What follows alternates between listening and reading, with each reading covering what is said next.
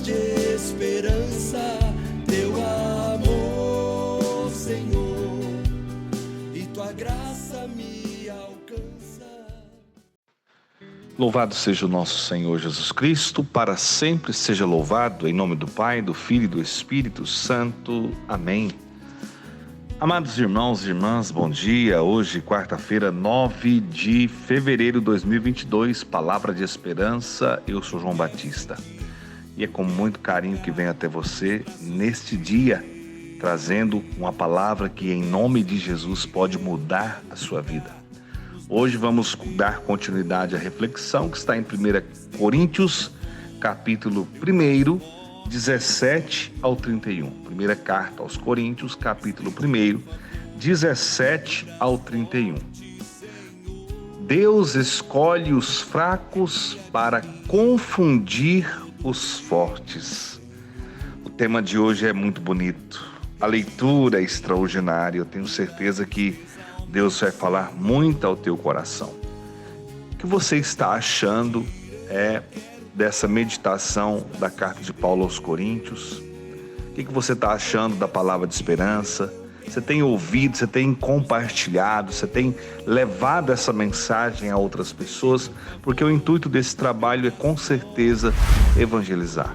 Nos ajude, se inscreva no canal, compartilhe essa mensagem, dá lá o seu joinha, tudo isso faz com que o canal se fortaleça ainda mais e nós possamos chegar a ainda mais pessoas para evangelizar. Vamos à leitura, 1 Coríntios 1, 17 ao 31. Cristo não me enviou para batizar, mas para pregar o evangelho. E isso sem recorrer à habilidade da arte oratória, para que não se desvirtue a cruz de Cristo.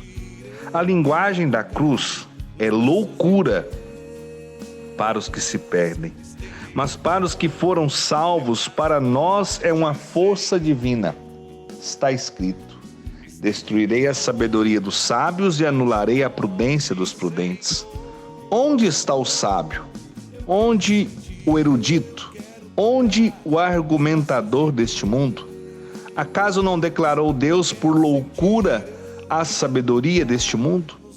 Já que o mundo com a sua sabedoria não reconheceu a Deus na sabedoria divina, aprove a Deus salvar os que creem pela loucura de sua mensagem.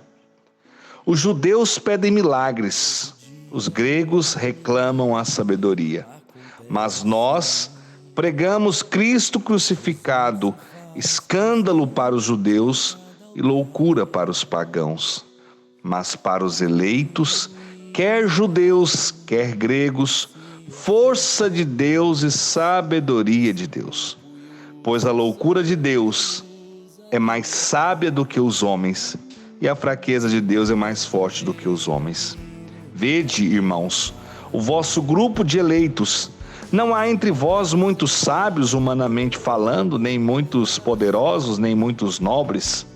O que é estulto no mundo, Deus o escolheu para confundir os sábios, e o que é fraco no mundo, Deus o escolheu para confundir os fortes. E o que é vil e desprezível no mundo, Deus o escolheu como também aquelas coisas que nada são, para destruir as que são. Assim, nenhuma criatura se vangloriará diante de Deus.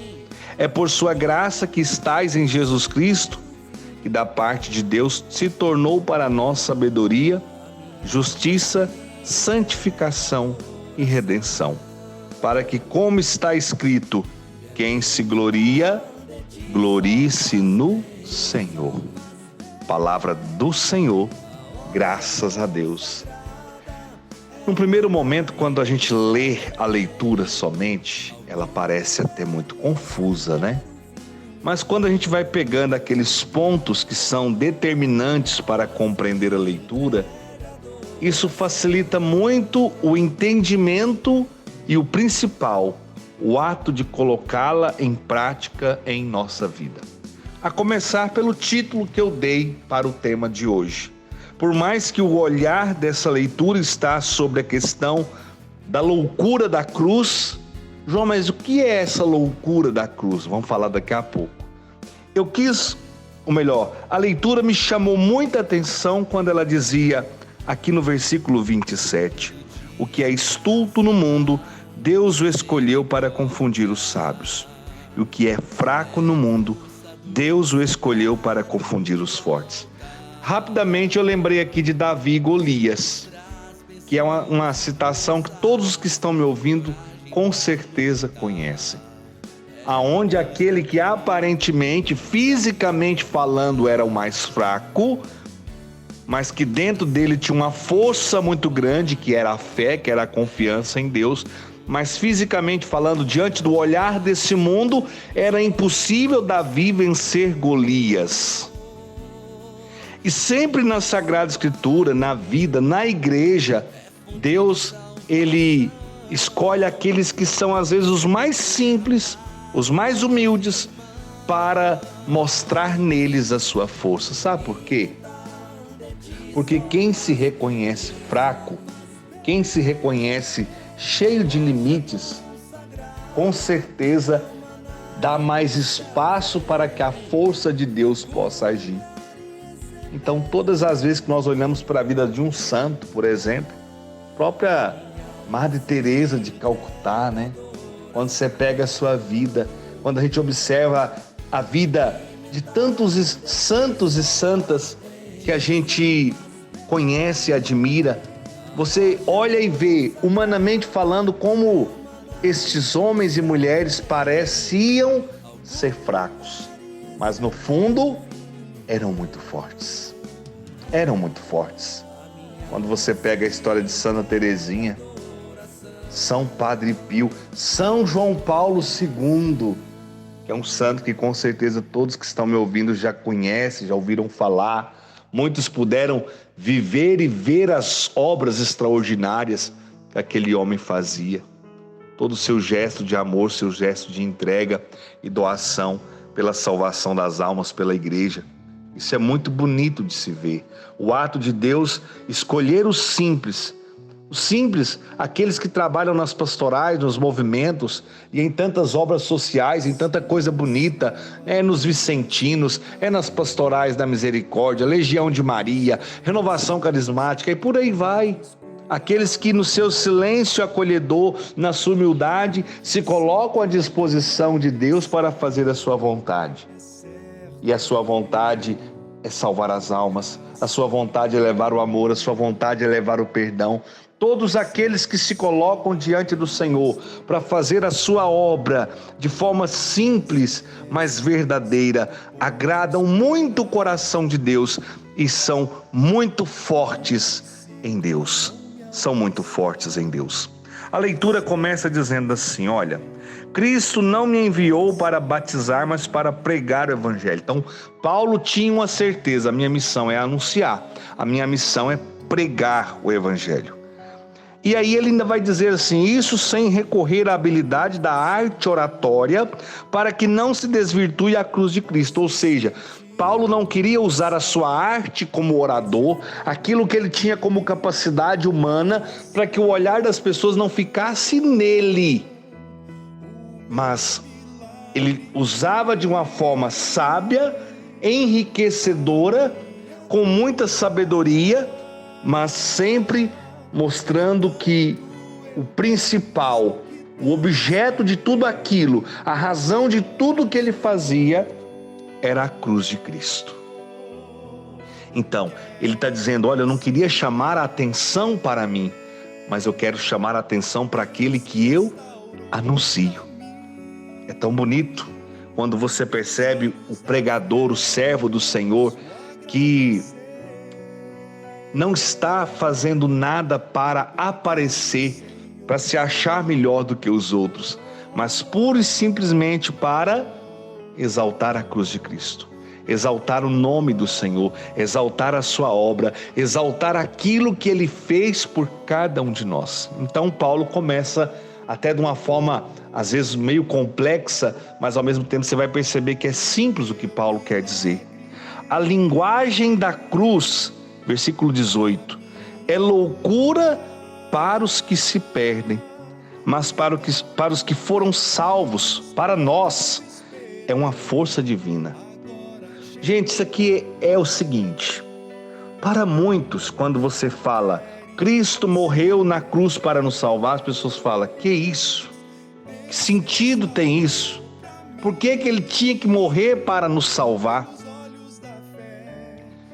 E aí, quando olhamos sobre o olhar da razão humana, que é o que muitos fazem, parece que isso até realmente é muito sem lógica. Agora, quando nós olhamos sobre a ótica da fé, sobre o olhar da fé, sobre a fé viva em Jesus Cristo, nós entendemos que ao morrer na cruz, que era, se podemos dizer que há algum tipo de morte, de atitude mais sofrido, mais doloroso, mais difícil, mais humilhante, a forma mais humilhante que se tinha de sacrificar uma pessoa naquele tempo, com certeza seria a cruz. Quem morria na cruz eram os ladrões, tanto é que Jesus é crucificado entre dois ladrões. Então, na ótica, no olhar humano, é loucura. Como que ele morrendo, ele salvaria eu e você?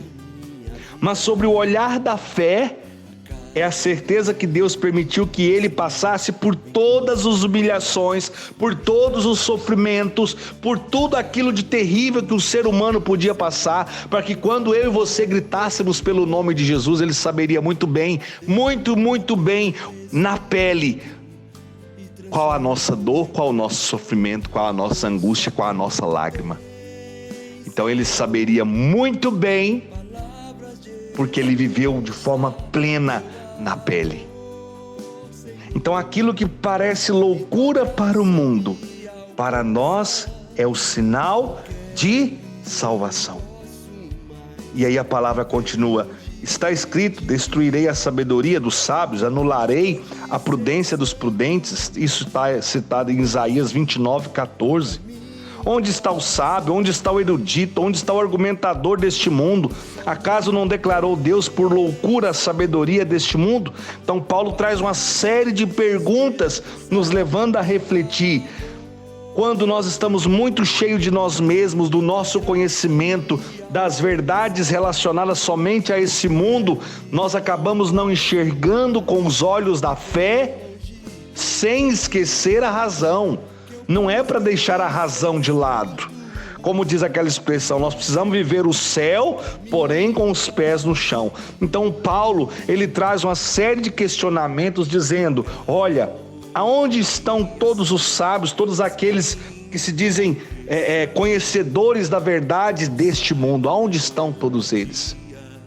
Porque para a grande maioria dos estudiosos, daqueles que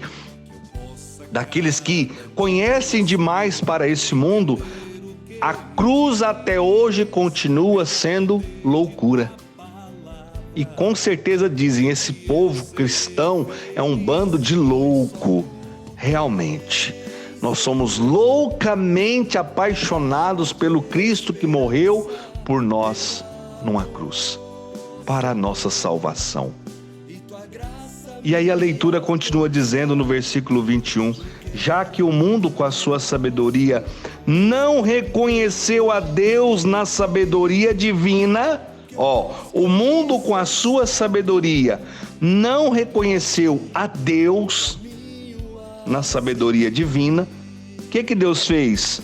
Aprove a Deus salvar os que creem, pela loucura de sua mensagem, pela loucura de sua pregação, pela loucura da cruz.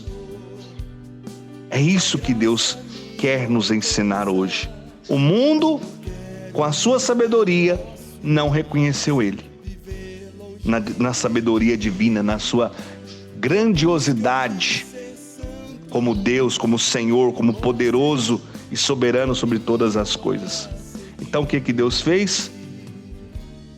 Deus salvou os que creem pela loucura de sua mensagem, pela loucura do seu amor, pela loucura da sua entrega total na cruz.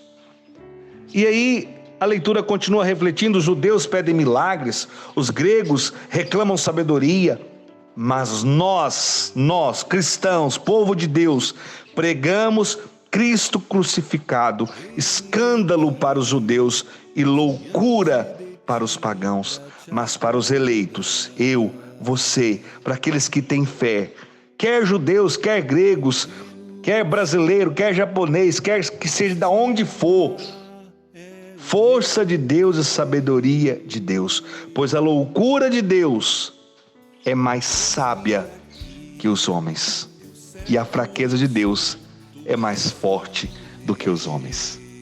Irmãos, quando Paulo traz até nós essa leitura, ele está nos chamando a olhar para dentro da nossa vida, a refletirmos. Temos colocado verdadeiramente em Cristo a nossa esperança, a nossa fé, a nossa confiança? Nós ainda estamos depositando tudo isso nas coisas deste mundo. Se nós buscarmos viver a fé, vamos vivê-la, sim, com a razão, mas vamos viver de forma autêntica a nossa fé. A fé e a razão precisam caminhar lado a lado. Quando olhamos a cruz, pela fé, vemos ali com certeza Jesus Cristo, que morrendo, venceu todo o mal, venceu todo o pecado para a nossa salvação. Loucura? Sim. Para o mundo, essa linguagem, a linguagem da cruz, é uma loucura. A linguagem dos cristãos é uma loucura. Mas para aqueles que creem, para aqueles que acreditam verdadeiramente em Deus, eles percebem, eles enxergam, eles entendem que a cruz é o grande sinal da vitória, é o grande sinal do poder de Deus, da revelação do seu poder. E aí, irmãos, nós somos convidados hoje pelo Senhor a olhar para as fraquezas que temos dentro de cada um de nós. E saber que, como Paulo vai escrever em algumas cartas daqui a pouco, aqui na própria carta aos Coríntios, da sua fraqueza, quanto mais fraco sou, mais forte Deus é em mim. Como é bonito quando isso acontece na prática na nossa vida. Sabe aquela situação que você já enfrentou aí na sua vida, que quando passou você pensou assim, meu Deus, mas como eu dei conta de enfrentar tudo isso? Você deu conta porque naquela hora você com certeza se reconheceu fraco e assumiu de uma vez por todas a força de Deus na sua vida. Quando nós reconhecemos as nossas fraquezas, a força de Deus se manifesta poderosamente no nosso coração e em todo o nosso ser. Por isso, amados irmãos, hoje é dia de reconhecer diante de Deus a grandeza dele, o poder dele, a fraqueza, as limitações, a pequenez sua, minha e de cada um de nós. Aqueles que para o mundo, parecem ser desprezíveis, deixados de lado, Deus escolhe esses para confundir os sábios. Deus escolhe esses para manifestar a sua glória, o seu poder. Porque aí, irmãos, quando nós, pequeninos que somos, fazemos em Deus grandes obras, aí nós vamos aprender algo muito simples e muito poderoso. Quem se gloria, glorie-se no Senhor. É o último versículo do nossa meditação de hoje. Versículo 29 diz assim: nenhuma criatura se vangloriará diante de Deus. É por sua graça que estais em Jesus Cristo, que da parte de Deus se tornou para nós sabedoria, justiça, santificação e redenção, para que, como está escrito, quem se glorie, glorie-se no Senhor. A glória não é para o João Batista que faz a palavra de esperança. A glória não é para o padre Reginaldo que faz tantas obras maravilhosas. A glória não é para Monsenhor Jonas Abib, que faz coisas extraordinárias e tem profetizado há tantos e tantos anos no nosso Brasil. A glória não é para homens e mulheres, a glória é para Deus. O olhar deve estar voltado em Deus, porque Ele escolhe os fracos, Ele escolhe os pequeninos para manifestar a sua glória, o seu poder, a sua unção, a sua autoridade. É para isso que Ele escolhe os pequeninos. E aqueles que anunciam, não se gloriem, mas coloque diante de Deus a glória, o louvor, porque Ele é quem realiza todas as coisas. Senhor, ao nos colocar na Tua presença nesse dia de hoje, queremos reconhecer a nossa pequenez, as nossas fragilidades, as nossas limitações e reconhecer que tudo é para a Tua glória, para o Teu louvor e para a Tua honra. Que nós possamos, Senhor, dizer o sim verdadeiro como Maria disse, para que a grandiosidade do seu amor se revele em nós, mas se revele na nossa pequenez, na nossa simplicidade. Que possamos, ó Pai, no nome de Jesus, cumprir aquilo que o Senhor tem reservado para nós, cumprir o bom combate, combater o bom combate, cumprir aquilo que fomos chamados, com simplicidade, com amor, com verdade, com humildade, para que na nossa pequenez, na nossa simplicidade, brilhe a tua glória, brilhe o teu poder, e que tudo seja verdadeiramente para a tua honra e tua glória, somente para a tua honra e tua glória e o teu louvor. Glórias ao Pai, ao Filho e ao Espírito Santo, como era no princípio, agora e sempre. Amém. Em nome do Pai, do Filho e do Espírito Santo. Amém. Louvado seja o nosso Senhor Jesus Cristo, para sempre seja louvado. Que você diminua e que Deus cresça cada vez mais. Tenham todos uma boa quarta-feira, sede santos como Deus é santo, e até amanhã. Pois só tu tens, Senhor, palavras de esperança.